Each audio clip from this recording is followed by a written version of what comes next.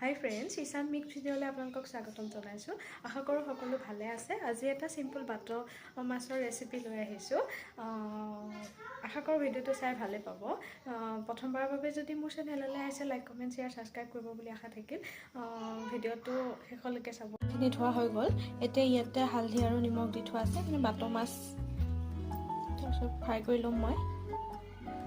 ৰেচিপিটোৰ কাৰণে মই লৈছোঁ 3টা বিলাহী, 2টা আলু, জলকীয়া, পিঁয়াজ আৰু আদা নহৰু আৰু ফুলকবিখিনি মই গৰম পানীত হালধি আৰু নিমখ দি পেলাই সিজাই লৈছিলোঁ, সেইকাৰণে অলপ হালধীয়া হৈ গ'ল। আহকচোন এতিয়া আগবাঢ়ো।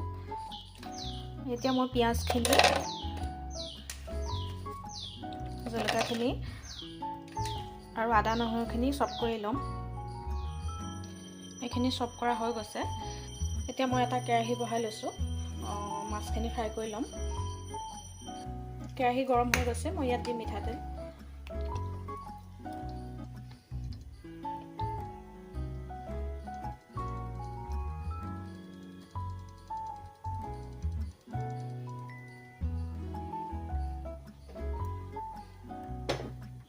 তেলটো গৰম হৈ লওক।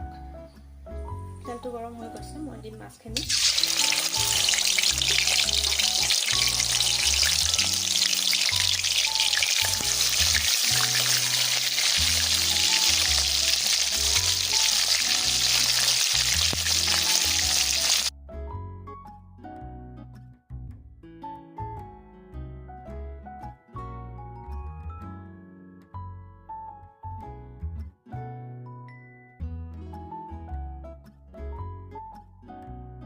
ফ্ৰাই কৰা হৈ গৈছে।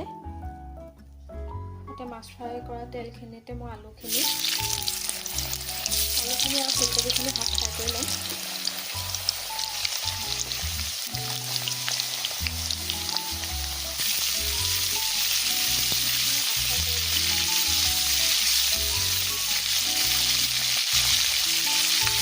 মই মাছ ফ্ৰাই কৰা তেলখিনি পেলাই দিলোঁ। এতিয়া আৰু বেলেগ তেল দি পেলাই আৰম্ভ কৰিম। মই দিছোঁ মিঠাতেল।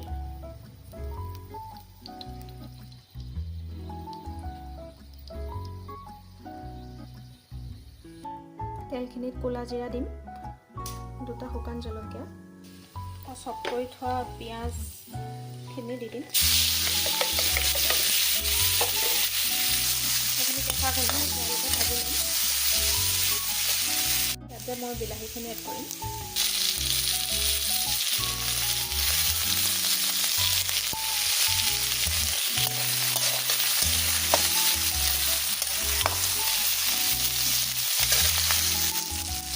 তাত মই দিম হালধি গুড়ি,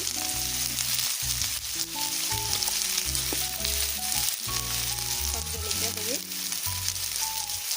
ধনিয়া গুড়ি আৰু জিৰা পাউডাৰ আৰু সোৱাদ অনুসৰি নিমখ। বিলাহীখিনি গলি নোযোৱালৈকে মই ভাজি ল'ম। ভজা হৈ গ'ল। ইয়াতে দিলোঁ ফুলকবি আৰু আলুখিনি। এইখিনি অলপ ভাজি ল'ম। এইখিনি ভজা হৈ গৈছে। ইয়াতে দিম গৰম পানী।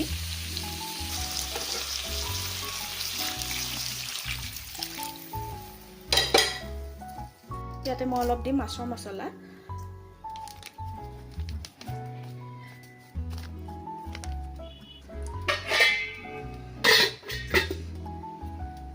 ইয়াতে দিম মই মাছখিনি ভাজি লোৱা মাছখিনি দি দিম তাত।